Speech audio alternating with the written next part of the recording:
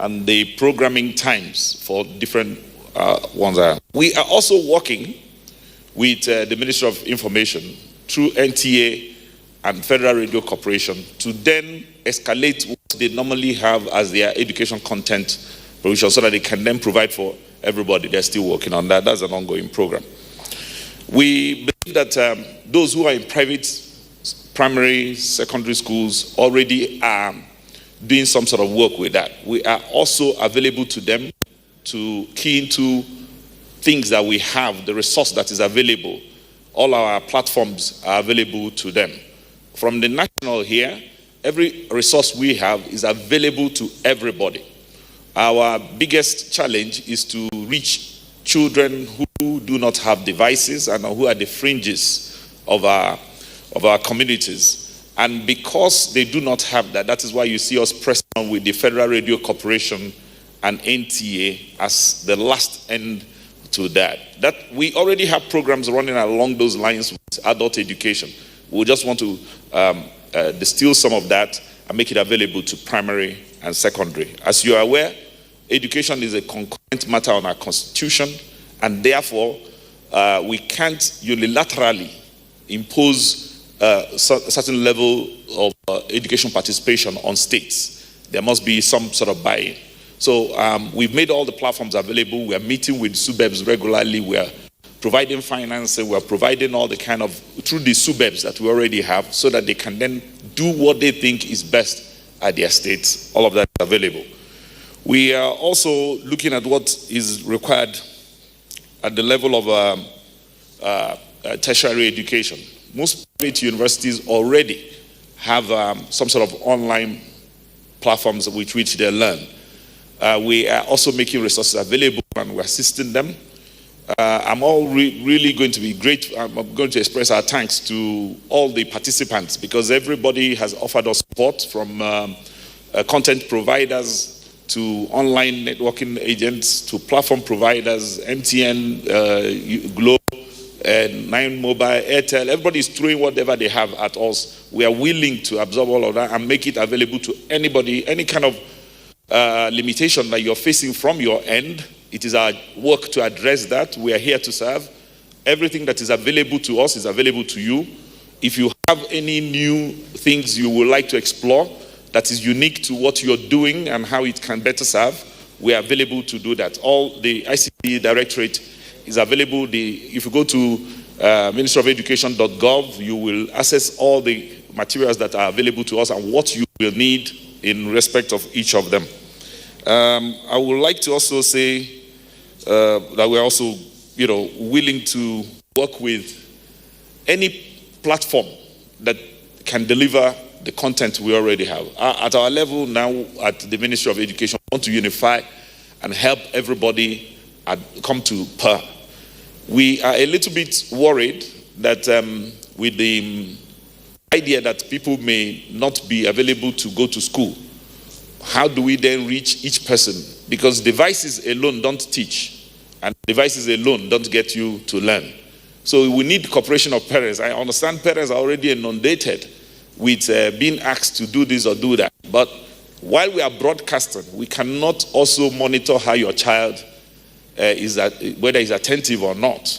Kindly make them available to learn at the hours because they are scheduled times. And if you go to our website, you can see in every state what the timing is for them in Ogun State, in Oyo State, in Kano, whatever, and what broadcast channel is available for that.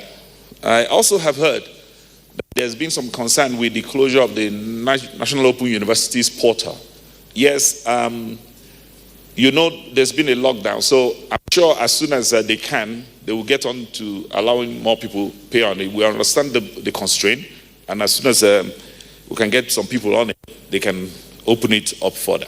At the tertiary, our tertiary universities and polytechnics, and they will also have to wait until when the federal government has agreed on when people can move around for them to actually return to their schools. The same reason we ask them to disband or go back to their homes is the same reason why they need to keep away until we are sure that there's some sort of traction to what we are doing. That is for now, where we stand, we think students who are at home should log on to all the education materials that we have made available. If there are none for your field of study, because there are some practicals we can't do, engineering, some of them are not available at the level, you will have to liaise with your school to then say, this is what our course content for the period under the syllable review or our curriculum or the course content that is available for now is not adequate for what I'm doing, and then they can review how you can participate. You've also heard that we are participating in all the research work that is ongoing, coordinated at TED Fund by the ES there and the Permanent Secretary. Thank you very much. Thank you very much, Honorable Minister of State Education. We shall now take the questions. The ministers will take their notes after the basket of questions is filled. We will take the answers.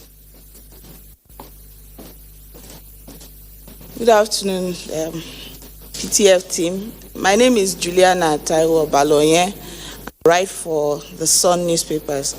First question goes to Minister of Humanitarian Affairs. Ma'am, Nigerians have been calling for the expansion of the social register beyond the 3.6 million. They argue the period we are in the period we are in is not the time to be rigid with that number. Are you willing to look at that? And there has been a video of a mother and child claiming they got 20,000 naira from the same house. 20,000 naira each from the same household. I don't know if you are aware. If this is the case, how are you checking to ensure, everybody that needs palliative at this time gets it? Since the Minister of Aviation is not here. Oh, okay. Sorry. I didn't see when you came in, sorry. Okay, sir, the question is for you. The Sokoto State Governor expressed worry in a broadcast that two persons, a father and a son, recently tested positive to COVID-19, and they were reported to have recently returned from UAE. The question is, are privileged citizens still flouting the lockdown rules? The Minister of Health, this is for you, sir. Some survivors have been sharing their experiences with the treatment and all that, and they are calling for a total lockdown of this if we are to flatten the curve of this disease. One of it is that we must do mass testing, for us to truly know the figure we have beyond what they believe the figure we have is probably deceiving people to want to carry on as usual. So they have the opinion for mass testing. And secondly, the strategy should be changed to get the buy-in of the people so that they will cooperate and cooperate during this lockdown. Thank you.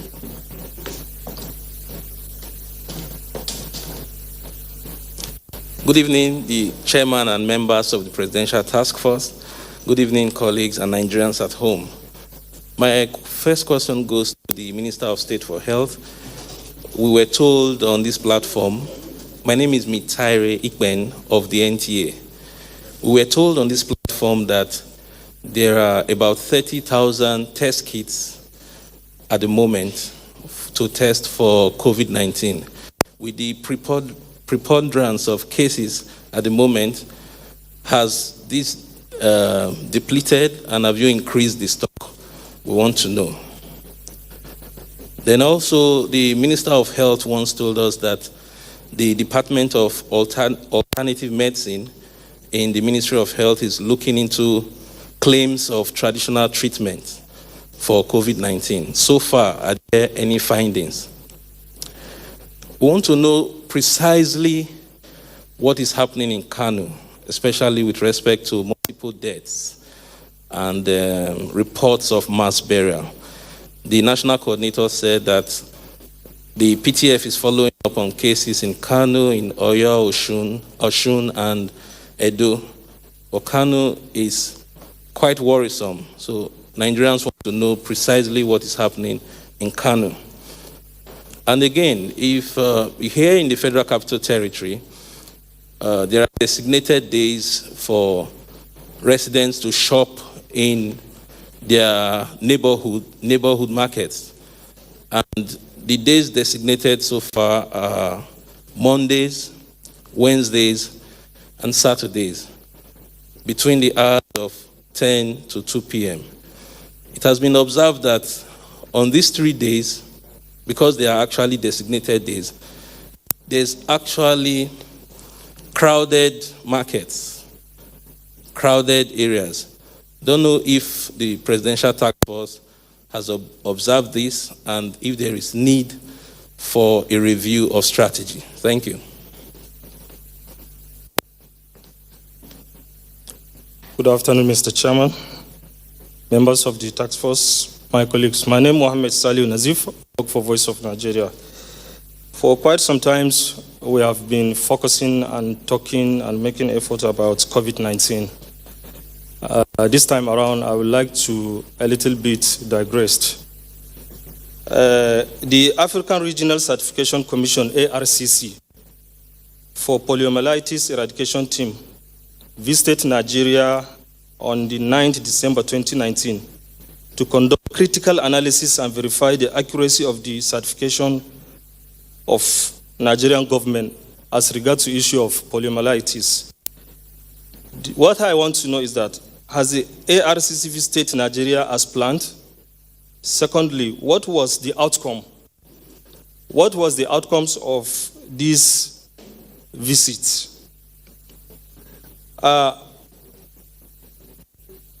Sir, can we have some update on the fight against Lassa fever in Nigeria? Because from all indications, COVID-19 has dominated the airwaves and nobody seems to say anything about Lassa fever and poliomyelitis. So if government can give us a little bit update so that at the same time as we are fighting COVID-19, we can as well do something in that regards. The third question has to do with the stay-at-home order, if a coordinator would like to respond to that, issued by the government, has affected many businesses and labor activities. But I came to realize that within this period, some of our youth are engaging in taking cannabis openly, especially from the area where I stay. So I don't know cannabis. I don't know what NDLEA is doing at a point like this. Are we not supposed to have them patrolling, just like the police are doing what they are doing now? I think we need to have the NDLEA so that they can go into satellite towns and see what is happening. And again, the issue of exemptions on foodstuffs and agricultural products, I think some people are taking advantage of that in supplying some of these stuffs because nobody is checking them. They carry foodstuffs, nobody knows what is under it. And through that, they supply those cannabis and Indian hemp and what have you. And you see a lot of them smoking it openly. So I think that one is something that we need to pay attention. All right, thank you.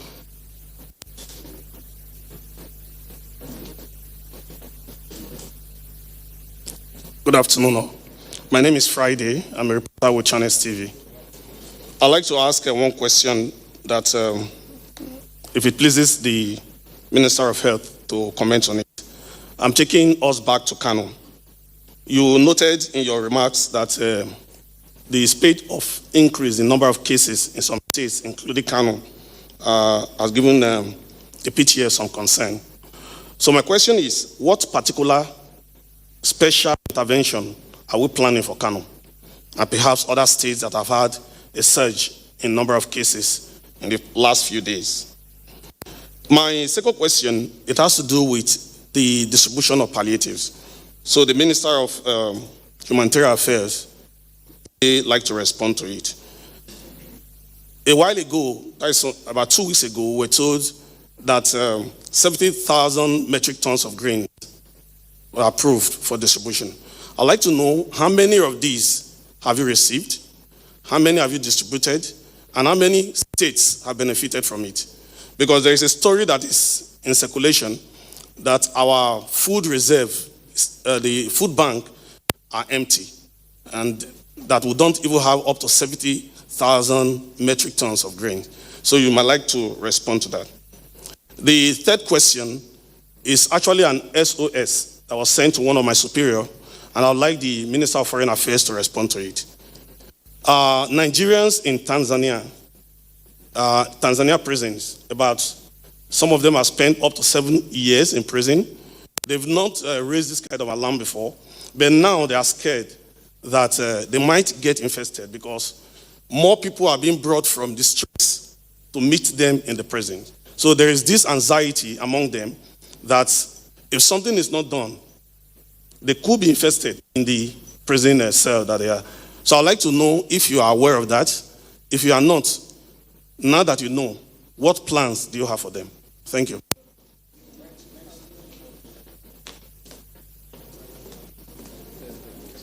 Good afternoon, Mr. Chairman, members of PTF, my colleagues and Nigerians at home. My name is Samara Chiwangoma of Voice of Nigeria. And my question goes to the chairperson and probably the Minister of State Education. Some students of Federal University and Technology, Owerri, of Department of EE, that's Electrical and Electronic Engineering, invented a device to curb the spread of COVID-19. And I'm asking what efforts have been made by this committee or the federal government to get to these students and know the efficacy of their invention. It's actually viral on the Facebook right now. And then secondly, I appreciate our Minister for State for the clearance and the report he gave so far concerning the educational sector and what the government is doing to carry on the children at home due to the lockdown. Now that these children are at home, and we know that the major problem we have in the country is electricity supply. Most of our satellite station communities and even the FCT, we don't have regular supply of electricity. What efforts are you making to bring NEPA officials into this, to know the time for each location so that these students can achieve from whatever plans the federal government is doing for them? And I will ask again in my local language. Nde wo na nwoke nke Minister na Humaka States agụma akwụkwọ anyị ekelele gị na ịnọnyere anyị n'ụbọchị nke taa n'ihi na anyị hụrụ na nke a bụ ụbọchị mbụ na-abịa na ọgbakọ ezumezu a. N'ikwu eziokwu ikwuchala mbọ gọọmenti etiti na-agba iji hụ na ụmụaka ndị nọ n'ụlọ ndị nke na-ele WAEC na ebugharịala ụbọchị ha ga-eji lee nke a. Anyị hụrụ ọtụtụ n'ime ha lere ule nke eji abanye na mahadum nke a na-akpọ JAMB. Anyị wee na-ajụ ọtụtụ n'ime ha nwetara ka o kwesịrị gbaa tupu ebide mkpọchisi a. Ndị nke na-enwetabeghị ka o kwesịrị gbaa ihe a na-eme maka ha. Ebe anyị lekwara na ya na otu ihe chere anyị aka mgba n'iru n'obodo a bụ inye ọkụ latrik. Ọtụtụ ime obodo anyị na ndị dịgasị iche iche enweghị ọkụ latrik. Ndị a na-enye anya ha enyeghị ya kwamgbe. Kedu ihe unu na-eme iji jikọta aka ọnụ unu na ndị igwe ọkụ latrik n'ala Naịjirịa iji hụ na oge amawapụtara maka mpaghara ebe ọbụla iji kụziere ụmụaka ihe n'igwe ọwa onyonyo ma ọ bụ nke igwe redio iji hụ na ụmụaka anyị ritere uru ọbụna oge a enwere mkpọchisi na mpaghara steeti Lagos, Ogun na isi obodo bụ Abuja na mpaghara steeti ndị ọzọ. Ndewo. Thank you very much.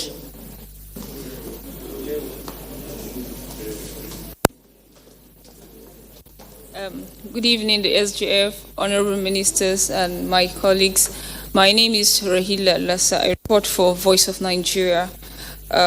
Mine is a reaction from the audience, and the question is, how many contacts of the index case in Uyo do we have? A medical doctor that died last week Thursday. Yeah, Akwa Ibom, Uyo, Akwa Ibom State.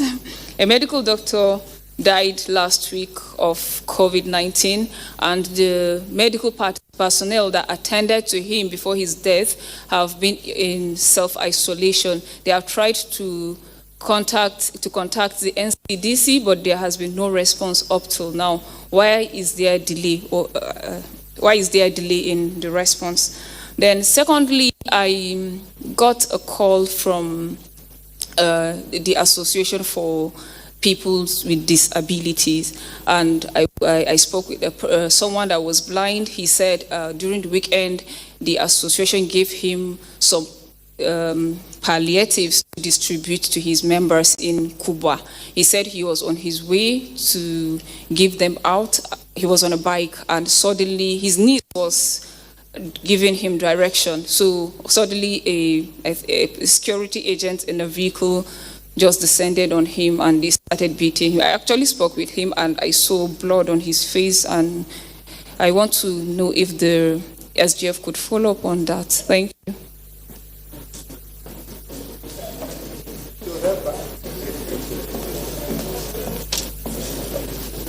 Good afternoon, sirs. My name is Nancy from AIT. Please, my first question will go to the Minister of Environment. Now, access to potable water and sanitation, we see, is a major challenge in rural areas. And of course, we know that some of the precautionary measures in the fight against COVID-19 is the constant washing of hands, which these people do not have. I don't know if your ministry is doing something in that regard to provide potable water for these people. Now, yesterday, the Minister of Health, this goes to the Minister of Health, he made mention that health workers are only tested when they begin to show symptoms. I'm aware there is a case somewhere in, I think, Iceland, where over 100 medical personnel tested positive to COVID-19, and they have been working on their patient. So my question now is, should we wait for our medical personnel to have symptoms before we test them, those that are working on patients who are COVID-19 positive? And this question I asked yesterday, probably it was an oversight. I think I want to ask again. And I'm directing it to the Minister of Information, Alhaji Lai Mohammed. Sir, Kumu of CNN is recuperating from COVID-19. And Richard West, who is also a broadcast journalist, popularly known, has also tested positive to COVID-19. It goes a long way to tell that not only the health workers are vulnerable, the journalists are also on the front line. So my question now is there anything the federal government, through your ministry, is doing to assist or kind of palliative or insurance for medical, for journalists, both in the private and, of course, public sector? Then I have this one. Retirees under contributory pension scheme have not been paid for over a year. Last time I checked, they were paid in 2018, and most of them are old and retired. They have nothing they are doing at this point. They are at home. The lockdown is biting very hard on them. I don't know if what the task force can do to ensure their monies are paid. Thank you.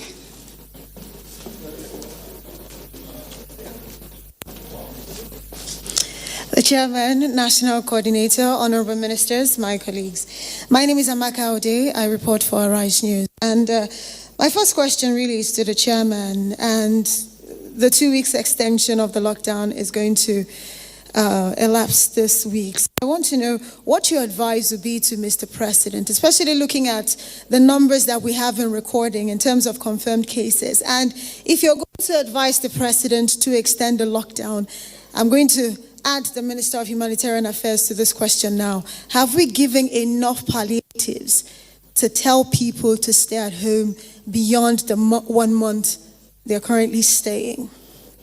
That's one. And the Minister of Aviation, well, yesterday we got an update that, of course, the airspace, the lockdown has been extended as well. But today in the nation's capital, Abuja, we noticed a lot of air movement. So if we'd like to get an explanation as to what's going on, so that way people understand really. And finally, to the Minister of State for Education, well, thank you for all that you have said in terms of what your ministry is doing to ensure that our children stay educated. But I visited your website as you spoke about it, and the website is not easy to navigate. And I'm concerned about the rural poor who don't even have the access to the internet in the first place. What are you going to do to ensure that they are not left out? As it stands right now, we already have the highest number of out-of-school children prior to the lockdown. And with this, We can't afford to see more children not get educated. Thank you.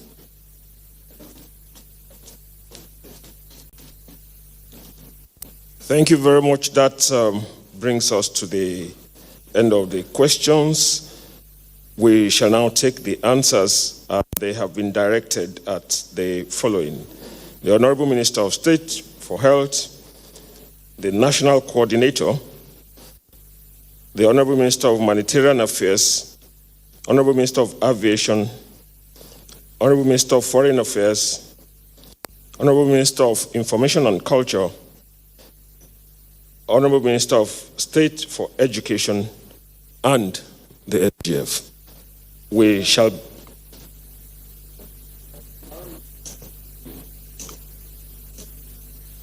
Minister of Environment. Okay.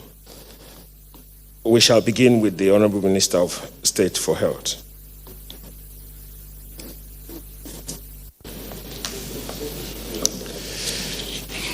All right. Once again, Mr. Chairman, my colleagues on the PTF team, distinguished ladies and gentlemen, thank you for your interventions, those who have been able to make interventions. I think the first question had to do with the advocacy, I will call it, of the survivors of COVID-19. That is, those who had been treated and have survived it, coming to tell their own stories, and now advocating the need for mass testing. And secondly, the need to change strategy.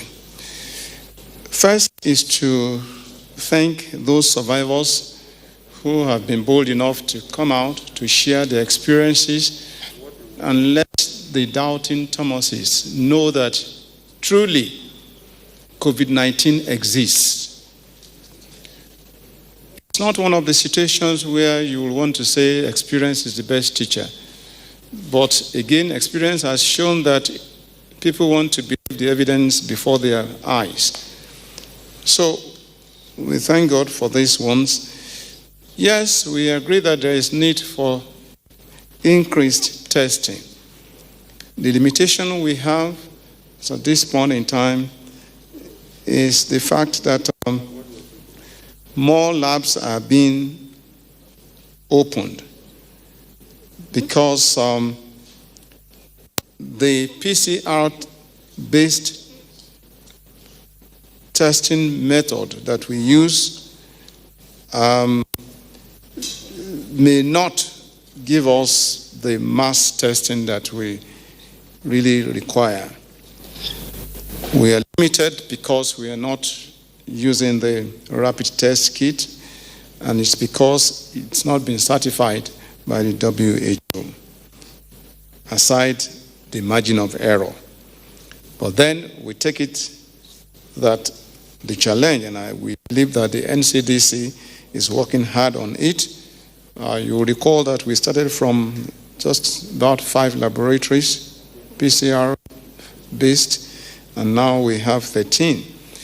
And I recall that sometime last week or thereabout, the DG of our NCDC was here to tell us that the challenge even now has to do with people coming forward to be tested and the associated logistics. So I'm saying that in spite of the 13 laboratories that are presently functional, we can still do more if people show up to be tested. And we will improve in that regard. Of course, the issue of having to change strategy is inevitable because we have moved into community transmission. And therefore, we need to ramp up our response activities. We know the whole thing started from Lagos which used to be the epicenter. But as we are moving on now, we can see that there is a rapid spread. So it means we also have to move to test more, to isolate more, and of course, to treat more where treatment is really required. So it has never been a situation of one size fits all. We know that along the line, as the situation demands, we will need to be innovative in our approach, or creative, and be adaptive, and also be flexible. And that's one of the things, or that's one of the reasons why we advise our people to use a face mask, and that it doesn't have to be the regular type, as some of us are using right now. It doesn't have to be medical mask or surgical mask. It could just be any cotton material that is suitable, that we can wash. We believe that this will go a long way to help.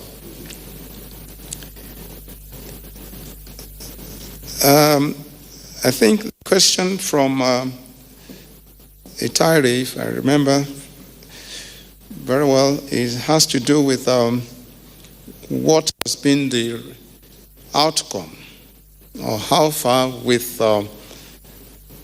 the traditional, complementary, and alternative medicine in terms of remedy for COVID-19. Yes, I remember that some time ago I did say that there had been requests made by some practitioners of herbal medicine laying claims to having remedies that could help or treat COVID-19. And I remember I did say then that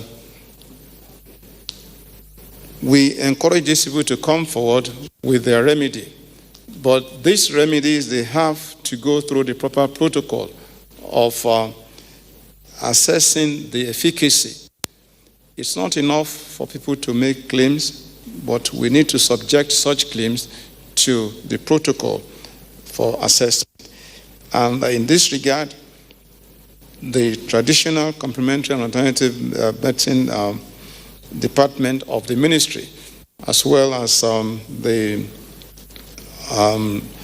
National Institute of Pharmaceutical Research and Development, they are working together to look at these claims being made. But I can also tell you that a lot of times, some of those who make this claim, they fail to really come up with remedies for proper protocol of assessment. Then there was a question regarding the certification on polio. Yes, the team, the African team that came around to assess our readiness, they came and we were given a clean bill of health. That is, that we were doing well as we approach the D-Day, which is supposed to be June, a couple of months from now. So they went around all the regions, the geopolitical zones, for their assessment. They came in first to let us know what they want to do. And after moving around the 6 geopolitical zones, they also came back to give us a feedback. And the bottom line is that they were satisfied with what they saw in the various places they visited. So that gave us hope, and we're very excited for the report they gave. And so we are still working towards that, and we believe in the grace of God that come June, Nigeria will be certified polio free.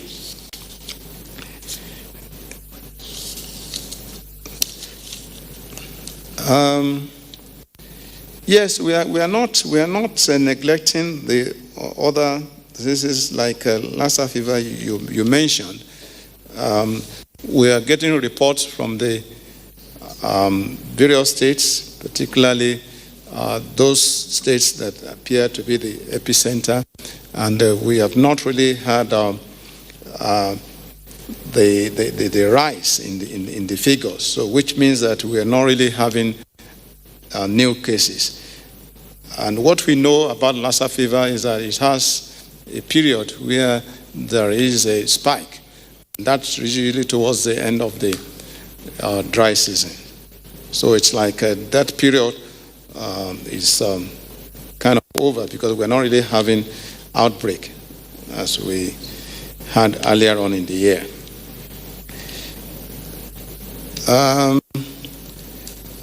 I think Friday, your question was directed to that has to do with what we're doing regarding the situation in Kano. I'm sure the national coordinator will talk more about this, but I can just say that ordinarily what we will do, part of what we will do is to increase the support for Kano. You recall that Kano and Lagos, they have the highest population, and naturally we will be worried what Kano or what Lagos has is also what Kano has in terms of population, in terms of the density of this population, and in terms of activities, commercial and otherwise. So we need to do more of contact tracing where we can. We will need to do more testing, more isolation, and of course treatment where we need to as well.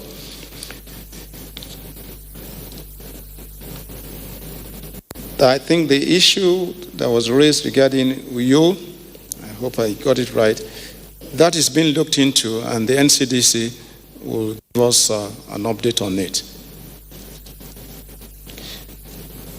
I think the last I have here is testing for health workers.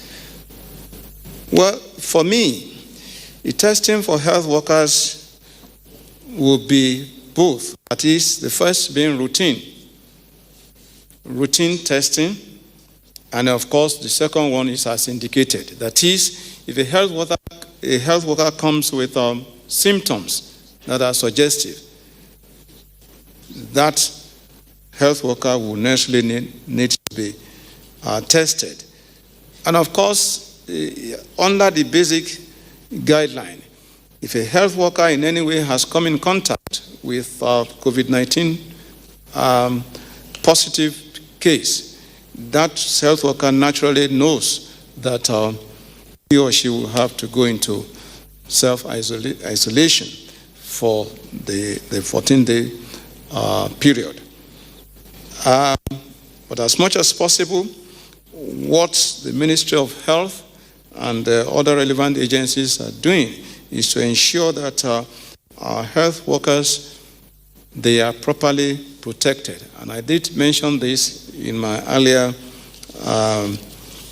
report, because we need to protect our health workers so that they are not unduly exposed. This is the basic thing, in fact, it's the minimum that we owe our health workers. We want to be sure that they are well protected, and that if and when the need arises for them to be tested, they will be tested accordingly. But I'm saying that in addition, there may be need for any health worker who reasonably feels that he or she has been exposed to submit himself for routine testing.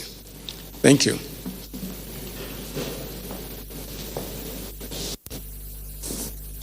The national coordinator. Thank you. Before I answer some of the questions I have, I would like to appeal to the floor to please stick to the issue of COVID. Let us not move on to other health topics. While they are important, there's the risk that we will dilute our effort, and I think we need to remain focused. So please, let's stick to the COVID issue for now. Thank you. So the issue of markets, yes, we'll continue to monitor. As you know, here in Abuja, the markets are controlled by the FCT, and continue to work with them closely. It's not an easy decision. If we reduce the frequency of the markets, more and more people will be attending. If we increase the frequency, on the other hand, we may also have the same issue. So it's a balance, but we're looking into it, and we'll continue to monitor. Stay-at-home order, and the issue of cannabis. I would like to assure you that cannabis use is not part of the exemption criteria for violating the stay-at-home order. So it's really a law enforcement issue, and NDLEA, as other law enforcement agencies, will continue to monitor this. Kano. So we have been working quite closely with the state authorities in Kano. Over the weekend, we engaged directly with the state governor, and virtually over the last 2 days, I have been talking to people in Kano to find out what is going on. It's not very clear whether the reports that we're getting are actually factual or not, but they have set up a team that will be looking at investigating this further. In terms of what we are doing from the Abuja side, as you're probably aware, the DG NCDC has made an on-the-spot assessment yesterday. They just left Kano today. We've also sent rapid response teams to Kano. We continue to engage with the government in terms of testing. The test center in Kano started last week. We are also looking at opening more centers for sampling, for taking samples, so that we can increase the number of tests and also improve the efficiency of contact tracing. We continue to ask persons to respect the stay-at-home order in Kano, which was placed by the state government. The best way of avoiding catching COVID is really to keep your distance from others. We have also today discussed the Kano issue in detail at our PTF meeting, and will be reaching out to the state authorities to support enhanced surveillance. We definitely recognize the need for more testing, and also the need to reach out to communities to convince them to continue to support and cooperate with us while we work on reducing the impact of the pandemic. Thank you.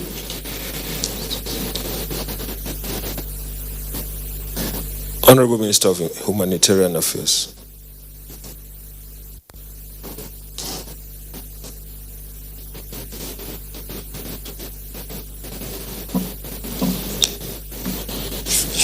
Thank you, Mr. Chairman, my colleagues, and distinguished ladies and gentlemen. I think let me start with a question on the CCT, the conditional cash transfer. That how are we doing the expansion of the registration? Well, we are using other models because, as I mentioned on this platform, we want to really focus on digitalizing this process. So we're using the BVN through the bank accounts, as well as mobile phone networks, to identify these poor and vulnerable people in the society. That's going to be faster, and there's going to be transparency and accountability. On the issue of a lady showing that 2 members of a household being given the cash intervention, I think this is near impossible, because the process involved is a very, very tedious process where all critical stakeholders in the community are involved, the community leaders, and the faith-based organizations, their leaders, the youth, the women leaders in that particular community. They are the ones that come up with a list of poor and vulnerable households in that community.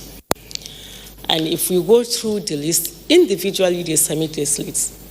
And if we go through the list, a particular household belongs to the three of the list submitted.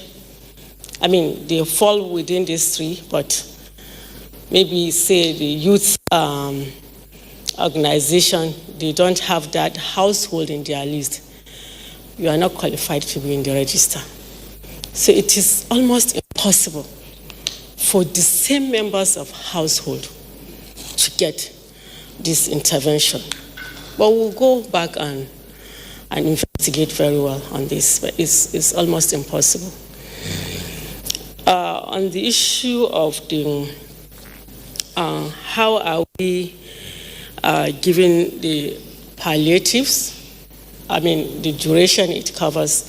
For the federal government, palliatives is for a minimum of 2 months. That's the package we have for the food relief.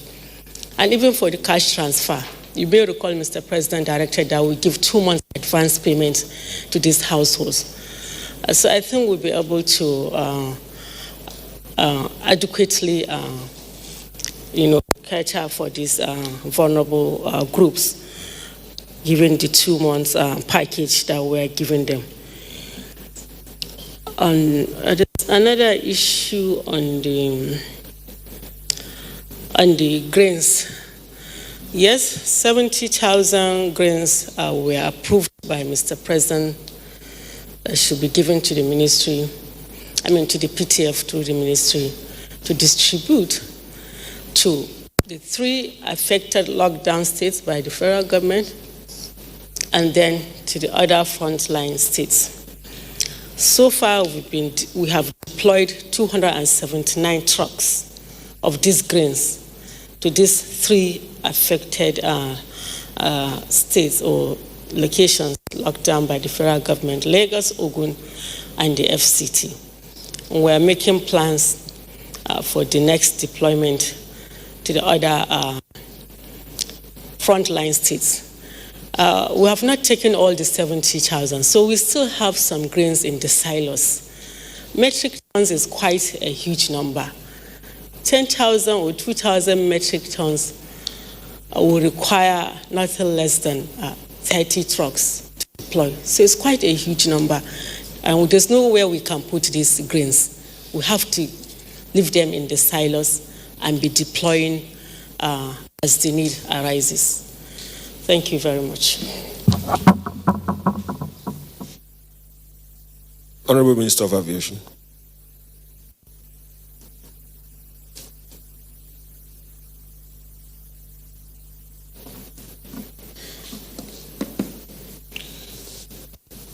Good afternoon, gentlemen of the media.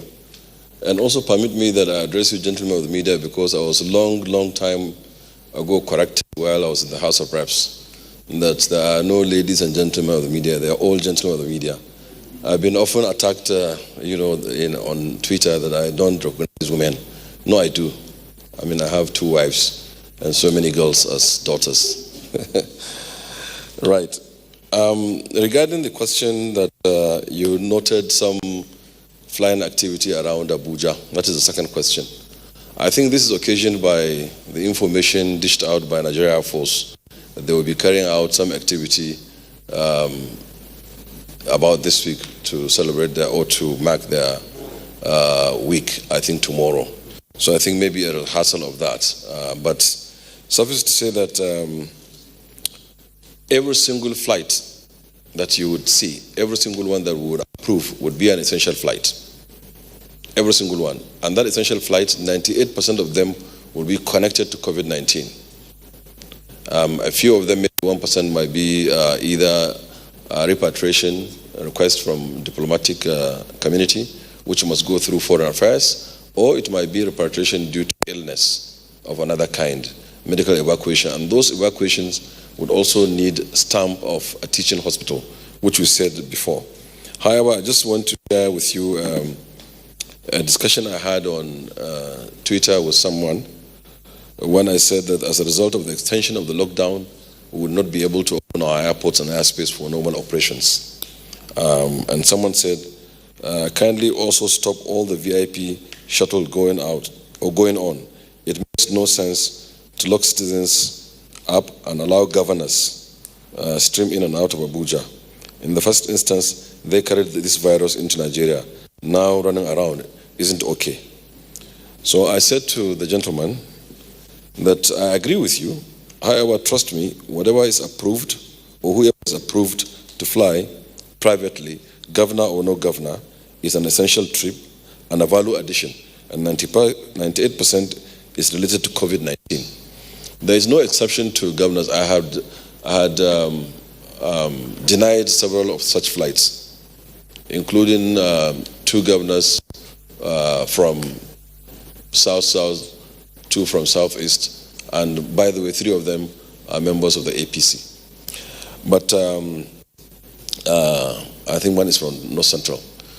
Just to say that once you see a flight approved, it's diligently done, it must be essential, it must be COVID-19 related, or it's some other flights like cargo, essential cargo, that will bring in medicines or equipment or something related to COVID-19 or something related to our own well-being, like food and so on and so forth.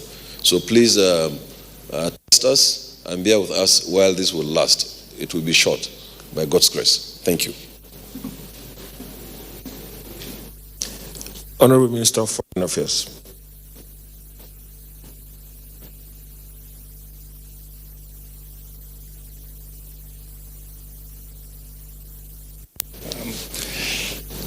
Good evening, everybody. The question was in regards to Nigerians in a prison in Tanzania, and if I was aware of that and the possibility of their being infected by COVID-19, and that now that I'm aware, what am I going to do about it?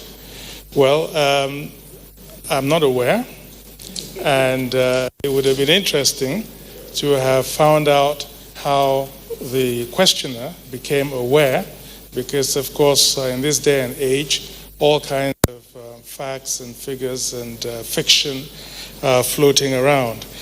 But what I will do is get in touch with our High Commissioner in Tanzania, and then we'll take it from there if that is the case. Thank you. Honorable Minister of Information and Culture.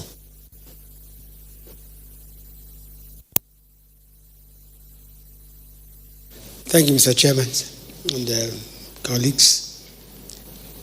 I think the question that was asked, citing 2 international journalists who contracted COVID-19 is a very, very pertinent question. As I always say, as of today, there's no known vaccine or medicine for COVID-19. The only strategy that we are employing is actually the non-pharmaceutical intervention, which is advocacy, enlightenment, and sensitization.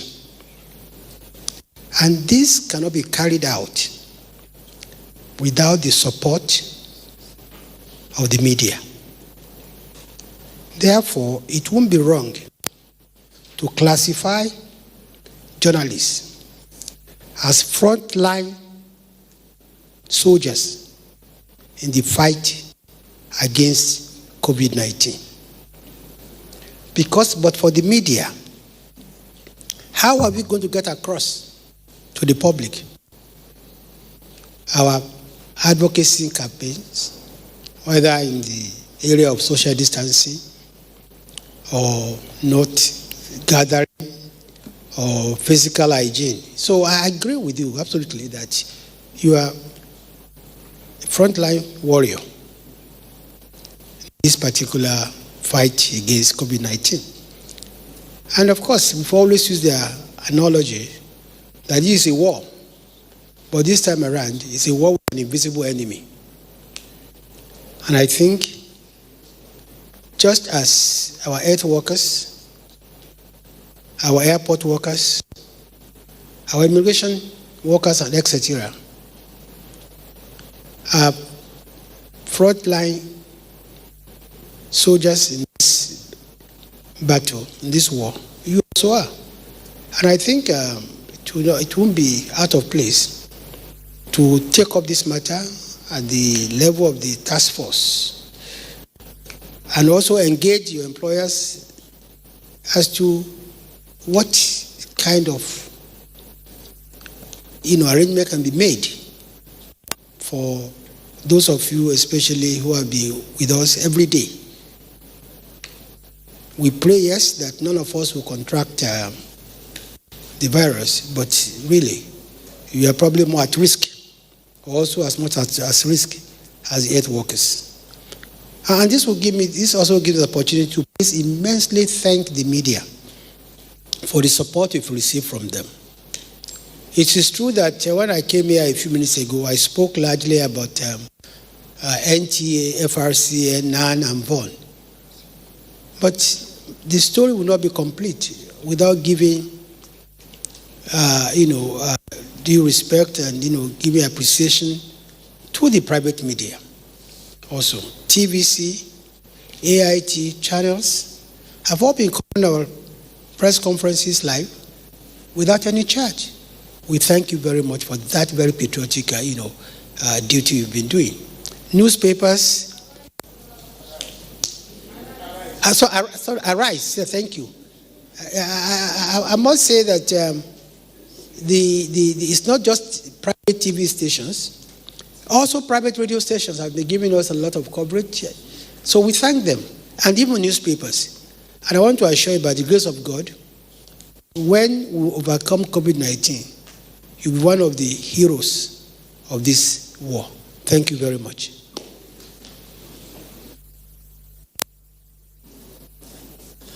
Honorable Minister of Environment.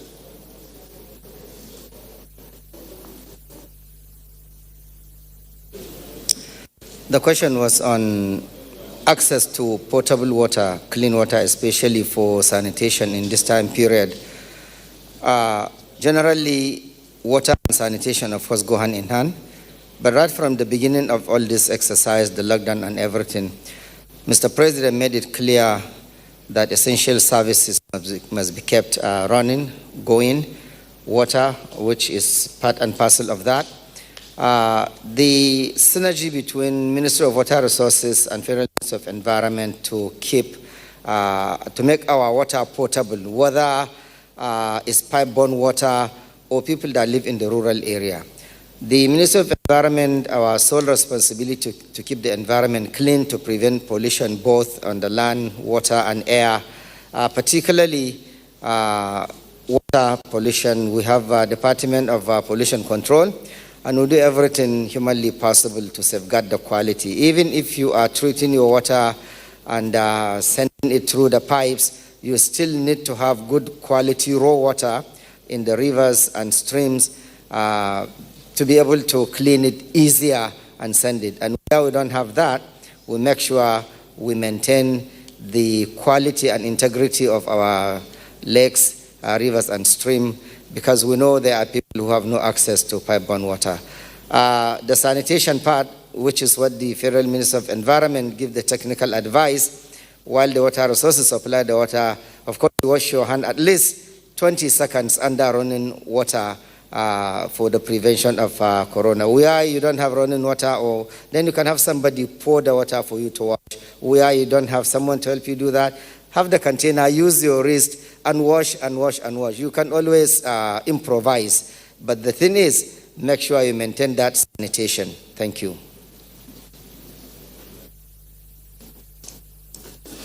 Honorable Minister of State, education.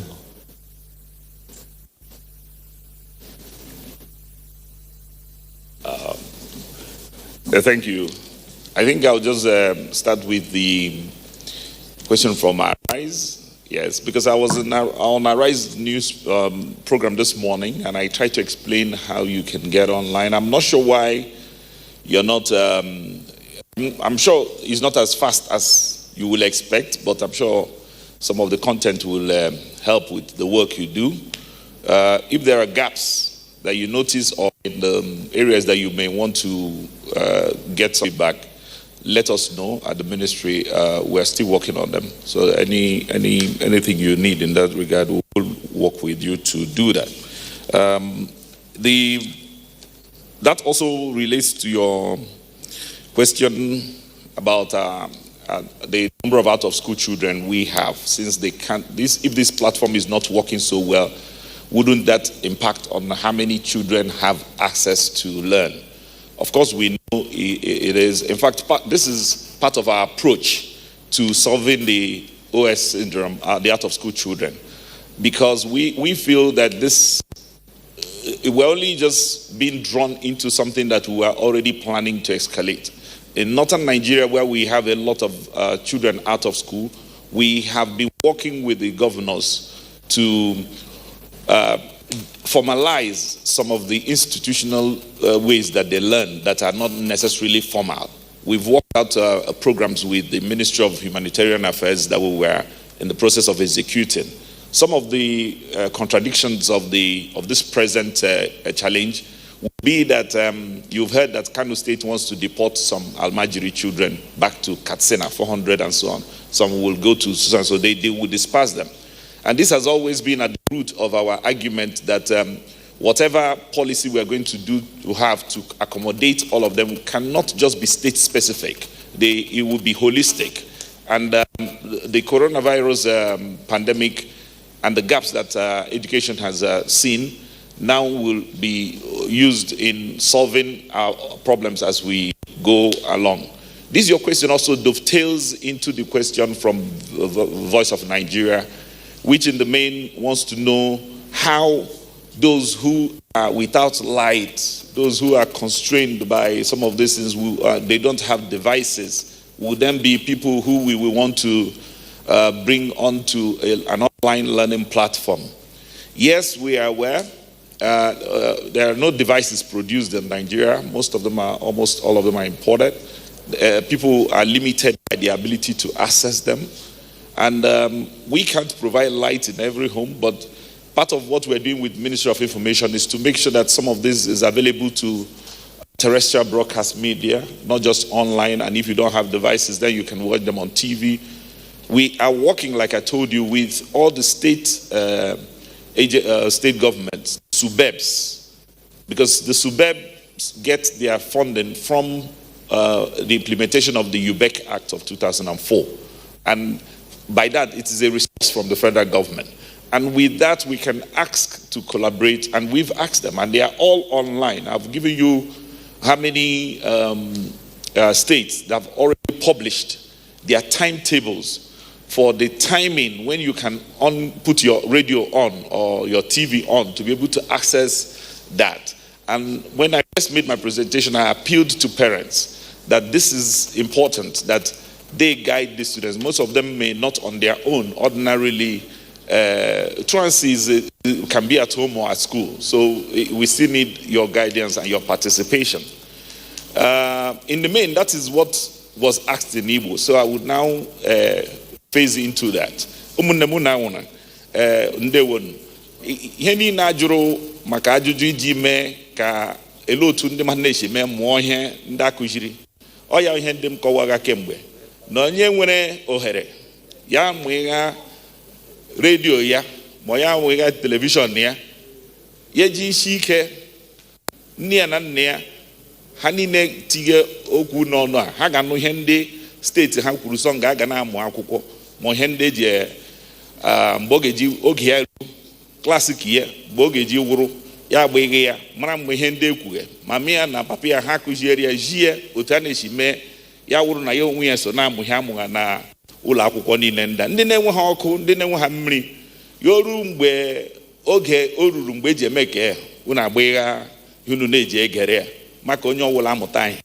Ọ bụ otu aka ka m jikwa aza na ọ bụ eziokwu isi na ndị JAMB na ha ewepụtara rezọtụ nke izizi ka ugbu a ha ga-ewepụta bụ ma emechaa mgbe ndị mmadụ akọwacha ndị ya fọrọ a ga-enwe ihe ndị fọrọ ndewonu.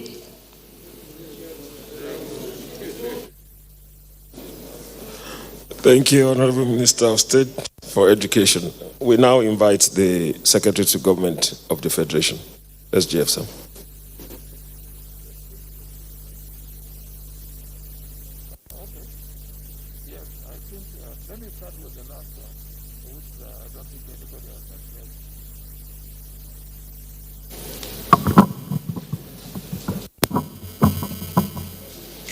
Let me start with the last one, which I think nobody has addressed.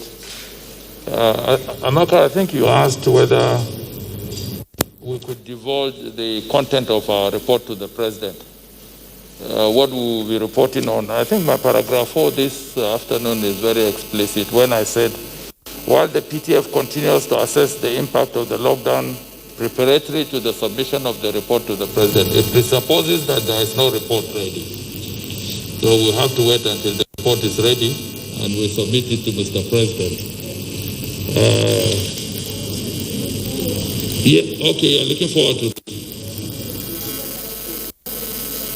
Okay, when we get there, we're still expecting a report from Kano and the other places from the DG and the World Health Organization that will inform what... I don't have a phone here.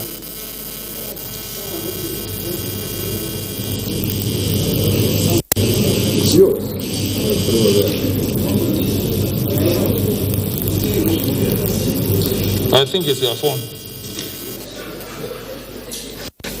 So let me go over it again. No report is ready. We're yet to do a report. We'll wait until the appropriate time, get all the information that will inform the decision of Mr. President, and we will submit a report. And I did allude to it in my speech, in my remarks this afternoon. The other question has to do with somebody living with disability that reported to you. Can you forward the details of that report to the Secretariat of PTF? We will take it up from there once we can establish his or her identity and the officer that committed the infraction. We will take it up from there and ensure that no Nigerian is subjected to indecent treatment for whatever reason. The other one has to do with inventions and innovations that are taking place. I can assure you that after COVID-19, Nigeria will not be the same again because of the level of entrepreneurship, inventions, and innovations that have been demonstrated by Nigerians. But you know, like anywhere in the world, these machines, these products will have to go through some processes of licensing. First, accreditation, investigations, and eventually they are either patented or licensed for mass production and use. You don't invent a machine today and just put it to use. We are dealing with a life and death situation. I've seen a lot of products. Some were brought to my office by people from DICON. Excellent work. Others from different universities and different institutions. I think this falls under the province or the jurisdiction of the Honorable Minister for Science and Technology. And he did attend even an exhibition at the Eagle Square about 2 weeks ago, where some agencies that are directly under the ministry had produced walk-through disinfection process and also some ventilators. I believe after COVID-19, Nigeria would have stepped up its inventions and innovations, and by the time these things are licensed, we will not have to go outside this country to buy anything. There are a lot of groups that are producing even the PPEs that we are looking for. Most countries have run out of stock. But you see, even the local ones that are produced here would have to go through a process. There are bodies of government that have been established for that. Even the issue about the local herbal concoctions that are supposed to be used for treatment will have to go through a certification process through NAFDAC and other agencies before it will be deemed fit for human consumption. It will take time, but I believe that COVID-19 has given us an opportunity to begin to kick into manufacturing and production and scientific research so that after COVID-19, our country will be dependent on itself for the production of these items. The last is the issue about drugs, which was asked, and the fact that a lot of the youth that are supposed to be in school or gainfully engaged in other activities are busy having a field day with drug abuse. Well, before COVID-19, we had several battles and wars that Nigeria was fighting. First was the issue of insurgency in the northeast, banditry in the northwest, all forms of criminality, kidnapping, oil bunkering.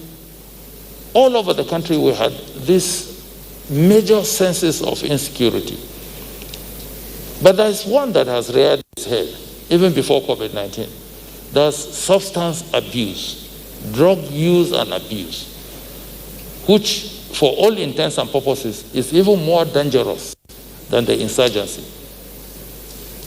And that informed the decision of Mr. President in 2018 to set up a committee, or a two-phase committee. PASEDA, which did the preliminary work, and MASEDA, the Ministerial Steering Committee, which I have the privilege to chair. The report of the PASEDA has been submitted to government.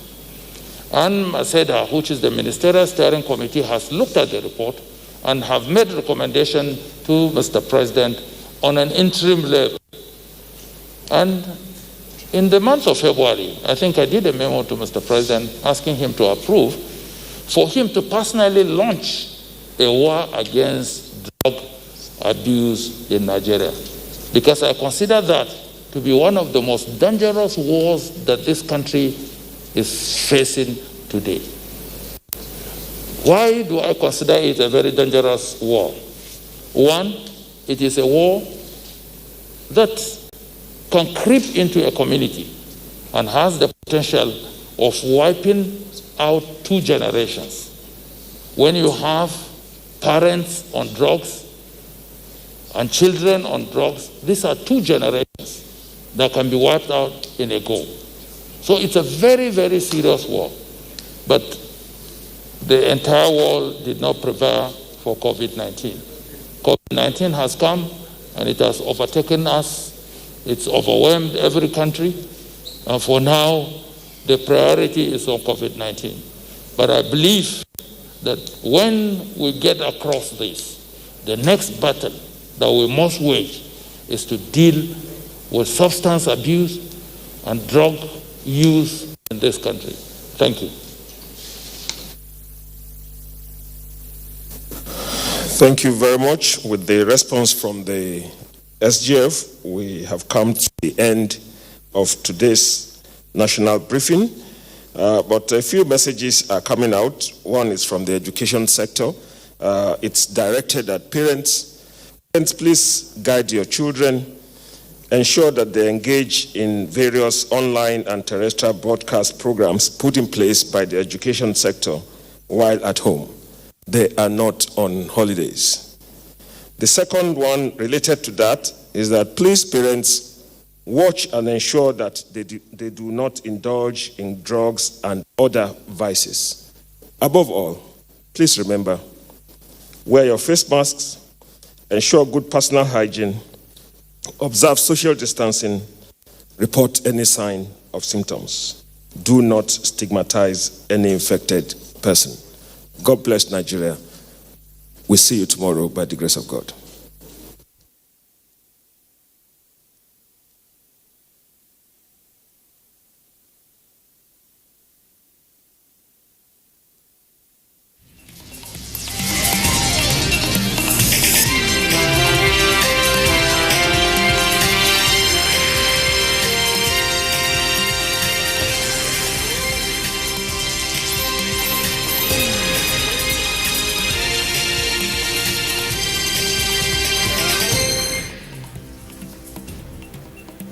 President Buhari calls for urgent measures towards speedy trial of cases and decongestion of custodial centres.